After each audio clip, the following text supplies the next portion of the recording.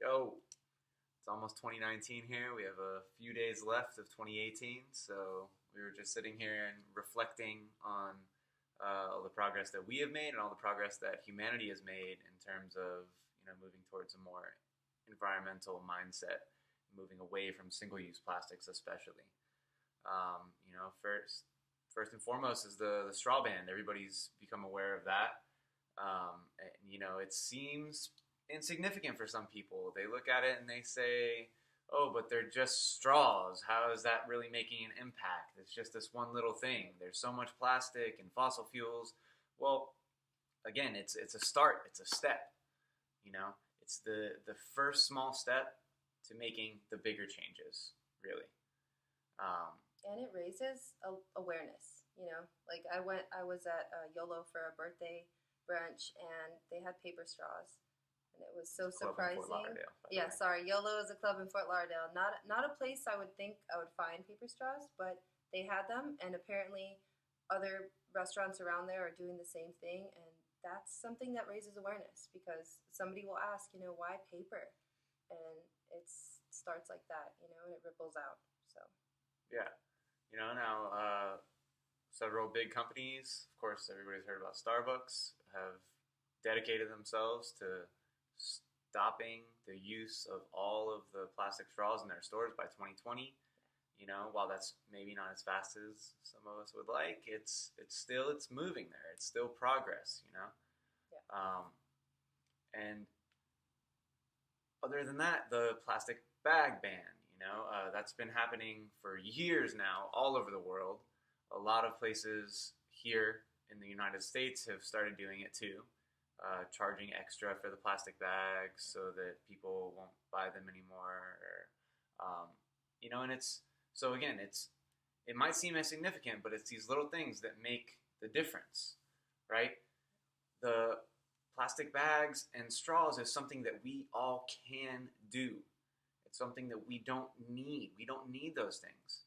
Spend $1 or $2. We were in Oregon recently, and they had the ban going on there on the single-use plastic bags, and it was there's no issue, not one issue. We went into several stores, grocery stores, and people just went with it. They adjusted. Oh, no more plastic bags. Okay, let's spend $1 or $2 on a huge reusable bag that we'll keep in our car and bring with us, and it's actually easier and more efficient. And they just hopped right on, and I feel like it's such a in your face obvious solution to a problem that we're all facing, but it's not viewed that way, and we're not used to it. We're used to the plastic. So I have full faith and hope that we can implement those changes down here, down south. I mean, everywhere. We really can. It's not like we need plastic bags. And again, it's starting with what you can do. That's something that we all can do. I think almost everybody can afford to buy a reusable bag for a couple dollars. They're really cheap. And they're Yeah, everywhere now. If you've exactly. noticed, Yeah, there's like racks in Publix and Winn-Dixie, wherever. There's racks everywhere with them, and they're pretty cheap. right, Home Goods has a bunch of really big ones too, guys. right. So that's progress. It's not again not perfection, right? As long as you're working towards something better and supporting companies who are trying to be more sustainable, even if it's not 100% sustainable, you're supporting an economy that cares about ecology too, and not just the bottom line and not making profit, but the long-term profitability and prosperity of humanity. Right. You know, Berries. That reminds me. When we were in Oregon, they had the berries um, inside a paper, like biodegradable cardboard type box. No plastic, nothing. And we were since then looking for that same alternative down here, and while we didn't find the berries out in the open in yeah, that same not setup, fresh, not fresh, fresh berries. we found like frozen. Stallbush brand makes frozen berries that come in Stallbush like a Farms. paper bag instead Yeah. of plastic. That's a better alternative. That's like a company that's taken that next step. Exactly. And that's something that we can do. Mhm. Yeah, it might be slightly more expensive than buying it in plastic, but again, it's about supporting that economy and progressing towards a more sustainable economy. Um, you know, So like a lot of people, they get discouraged in this movement, I think, because they realize the immensity of our dependence on fossil fuels, and they see that, well, we're driving cars. What does it matter if we just use plastic, or if we stop using plastic straws? How is that going to help when the transportation industry worldwide runs on fossil fuels? Right. It seems almost impossible to change anything. But you know, again, step back for a minute. We can't really do a lot as citizens in terms of alternative energy powered vehicles right now. We have to kind of wait for the industry to catch up. Yeah, we can push for it, but in the meantime, we can make other smaller changes that can have a big impact. One of them, especially, being our diet. You know, about 50%, if you count the transportation costs and the fuel that's needed for transportation and everything, about half of our carbon footprint is based on our diet choices and where we get our food from and what types of foods we choose to eat. By reducing your meat consumption, especially red meat consumption, you can significantly decrease your carbon footprint. Now imagine if that were on a bigger scale. If so many people like us decided to make that jump and make that change, then we would be cutting a lot of carbon emissions out of the atmosphere. You know,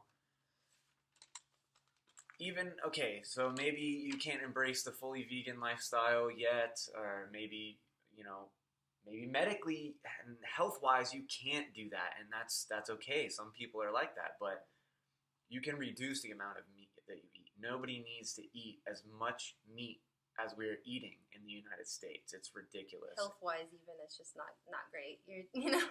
You're hurting the environment. You're hurting yourself. It's a lose-lose. Like even the meatless Mondays or whatever you guys are doing. Start. It's a start. I used to think like, oh, that's so stupid. You can't just go vegan for one day. But hey, if it's between that or you eating the meat 7 days a week, do it. Treat it like a little challenge, and I bet you'll feel a lot better. But with that said, it's really important to be realistic. We made the switch to a vegan, or I like to call it plant-powered, to a vegan diet. And there's a lot of things that, if you just kind of go extreme and run into it, you're running into a wall. You need to acknowledge that you're not eating meat, so there are some vitamins and some things that you might be missing out on. As vegans, you probably need to supplement some of the stuff. So like the vitamin B, B12, that those are out there, right? But they come in plastic. So, I wasn't taking them for a while because they were in plastic, and I didn't want to buy anything in plastic. But I kind of had to come to a medium, come to a balance point mentally with myself, and we talked about it, and say like, I'm dizzy. I kind of feel like I need this vitamin, but it's in plastic. What do we do? The way we look at it, there's some things that are going to be in plastic. The protein powder that we put in our shakes that also contains some of those things that we maybe were missing out on, cutting out the meat, that comes in plastic. We're still buying that. Our multivitamins come in plastic. The razor refills for my razor pads, toothpaste.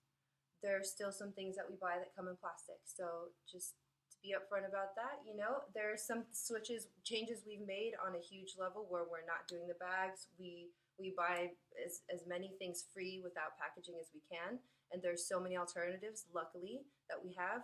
But yeah, there are some things that we're still using in plastic. And like we said, the whole point is about progress and evolving and moving forward, making small changes that you can within your ability and within your means. And not to look at it as such a black and white thing, and not to beat yourself up because, I'm on Instagram, I'm seeing everybody making these amazing changes, cutting out no plastic in their life, like fitting their trash into in a mason jar after 5 years. Mm-hmm. And that's so incredible. And like, I'd love to be there eventually, but to compare yourself to other people is not healthy. You should definitely be inspired and motivated, but try to think of it as you're comparing yourself today to who you were yesterday or last week or last year. And it's about progress, little by little. Right, exactly. And, for us too, it's a lot of it is just being more conscious about your decisions, about what you choose to buy or what you choose to eat. Um, like John said, um, we are buying that protein powder still, but and toothpaste and everything. But whenever possible, we make sure that what we are buying is made of some kind of recycled plastic, or that it is at least recyclable in our areas, because not all recycling facilities are the same.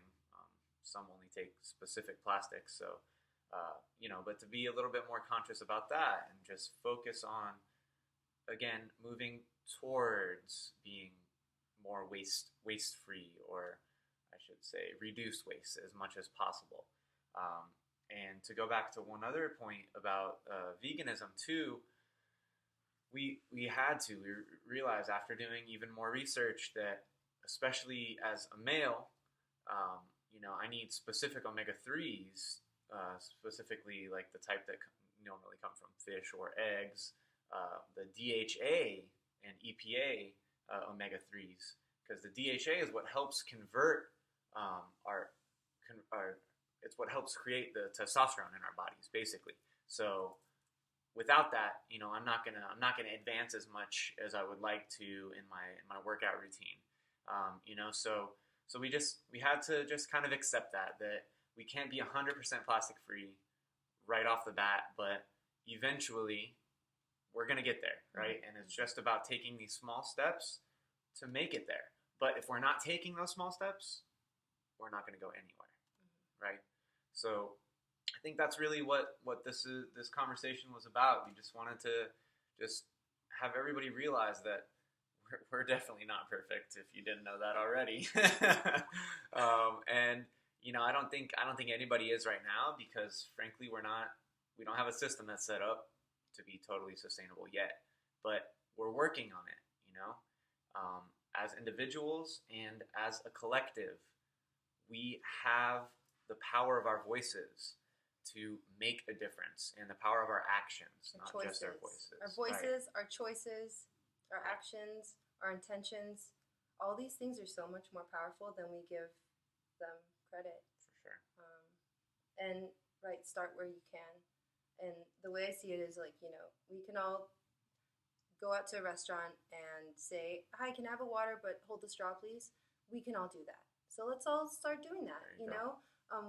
When we go to Starbucks or Dunkin' or wherever we get our caffeine from, bring in a little metal cup that you keep in your car or in your purse, whatever. Bring it in, use that instead, You skip the plastic, skip the straw there.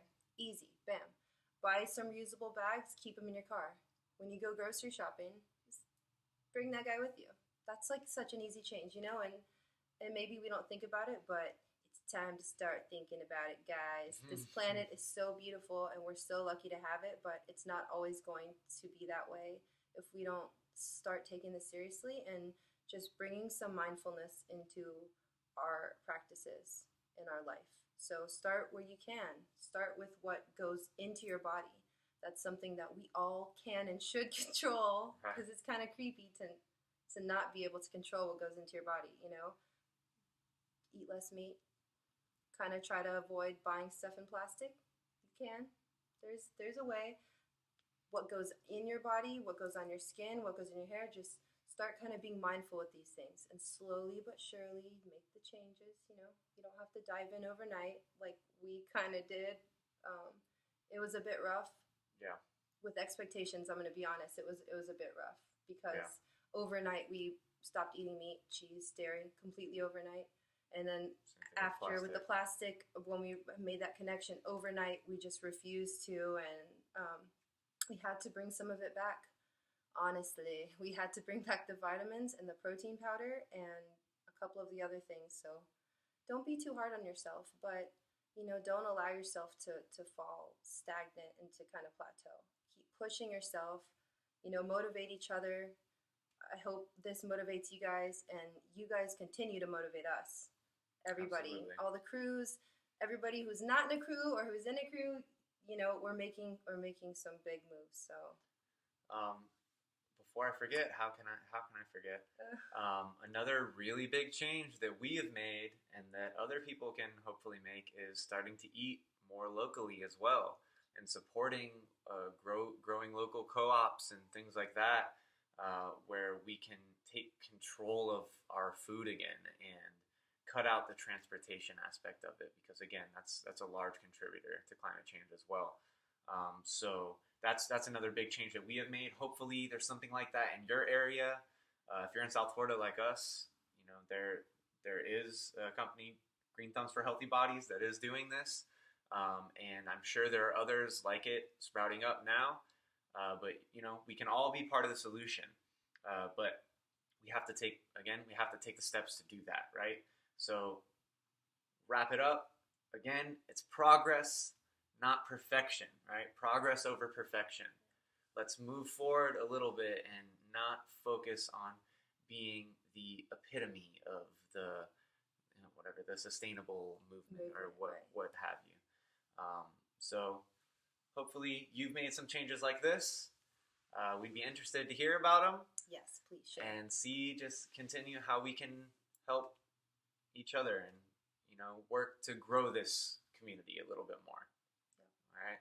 So let's have a happy, healthy, more sustainable 2019. Yes. All right. See y'all next year. Bye, guys.